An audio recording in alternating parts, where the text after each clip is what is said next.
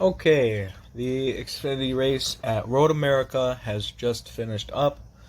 Um, I got some stuff I'd like to talk about, starting with the race itself. The very start of the race was 100% botched. I mean, Kyle Larson definitely jumped the gun.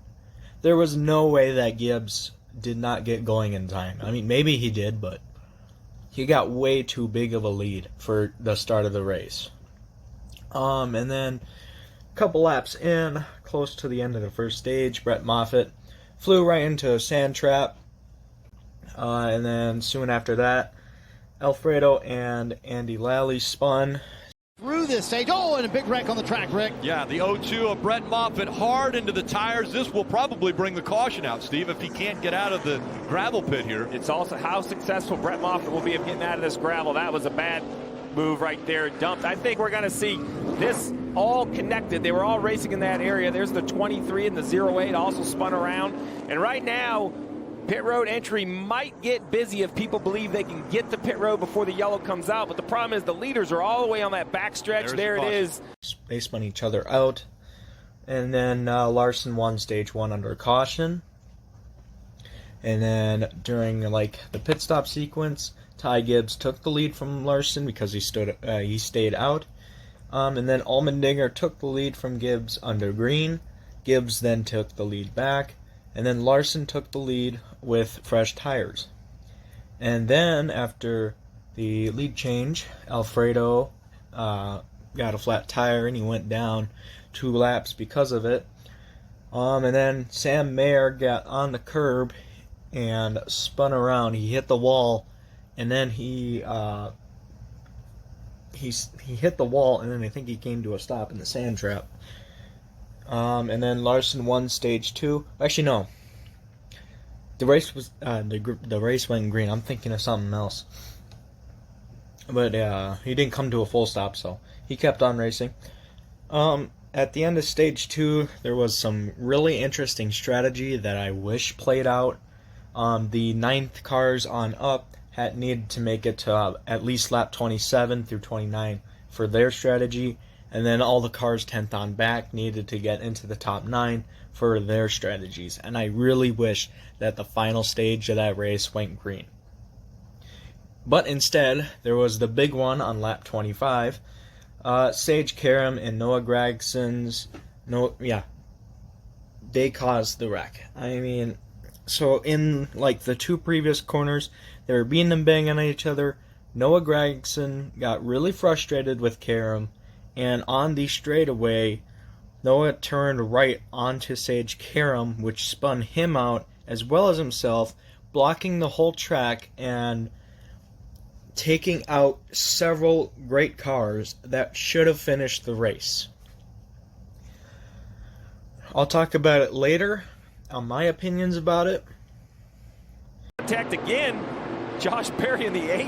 No. Slammed into the side of him, and he spins Sage Karam into the wall. What a move by that yellow car of Jones to miss the wreck, and here comes the rest of the field. They can't see. It's smoke and dust all the way across. More coming in too fast, and more contact.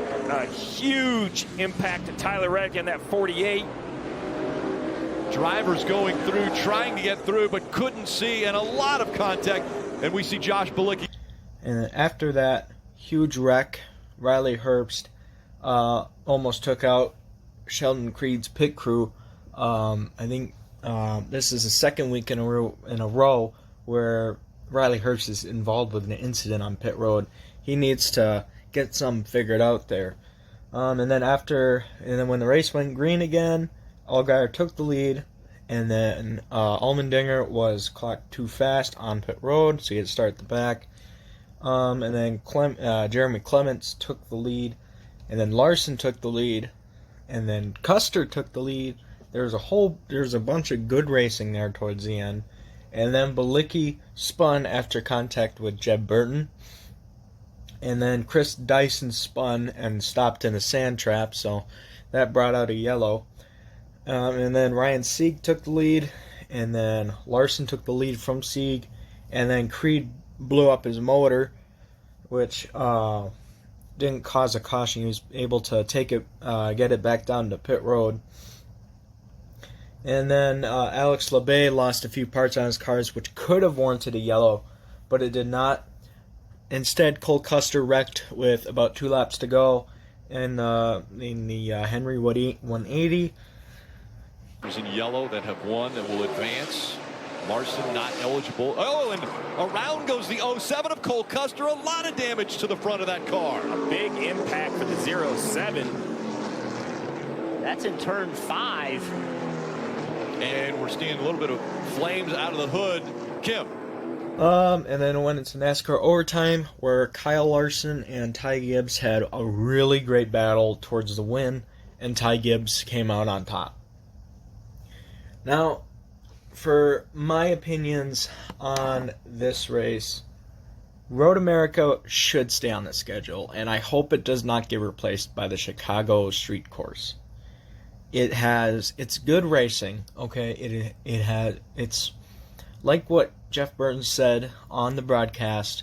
Road America is like Daytona and Talladega because you can get runs. You can get runs and you can pass there. There are so many passing zones in Road America, and I think stock cars belong there. I don't know if the Truck Series belongs there because they're like so underpowered. You only really need 2 gears to shift. But the Xfinity Series and the NASCAR Cup Series should stay at Road America for the foreseeable future. But the only downside to Road America is that their caution laps are so long. I mean, it takes almost 10 minutes just to go for 2 caution laps at Road America because it's 4 miles long. It's a 4-mile long racetrack. However, there seems to be like a passageway in one of the turns that could cut off like half of the track, which really is what NASCAR should be doing, like using that little access route instead of having the cars go all the way around the track just to get back up to pit lane. They need to get something figured out about that, because as a fan, that's not what I want. I don't want to sit around for like 10 minutes. Well, as a TV fan, I don't want to sit around for 10 minutes not watching anything entertaining happen. However, if you're like at the track, those caution laps could give you like plenty of time to go get a hot dog or a hamburger or, whatever, but the caution laps were just way too long. I'm trying to think here. Is there anything else I really want to talk about? Not really. Well, I guess there was a bushwhacker problem once again, because Larson was obviously in the race, and Josh Bilicki and Ty Dillon. Is there anybody else I can think of? Cole Custer was in it. Anybody else?